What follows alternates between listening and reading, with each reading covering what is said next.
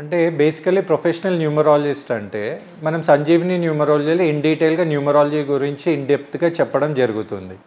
కానీ independent researcher అంటే already నేను వేరే థెరపీస్లో కూడా మనం స్టడీ చేశాం కాబట్టి దాంట్లో ఇన్ డీటెయిల్గా అందరికీ ఏం చెప్పాలంటే దాంట్లో మనం స్టడీ చేసి రీసెర్చ్ చేసి రిఫైన్ చేసి మ్యాక్సిమం ఎంత ఈజీగా రిజల్ట్స్ రావాలనే ఉద్దేశంతో మనం రీసెర్చ్ చేస్తున్నాం. ఓకే, అంటే ఇక్కడ ఇండిపెండెంట్ రీసెర్చర్ అంటే మనం ఈ అన్ని రీసెర్చ్కి అయ్యే ఇన్వెస్ట్మెంట్ అనేది నా ద్వారానే అయింది కాబట్టి ఆ రెగ్యులర్గా ఆ వర్డ్ అనేది నేను యూజ్ చేస్తాను, ఇండిపెండెంట్ రీసెర్చర్.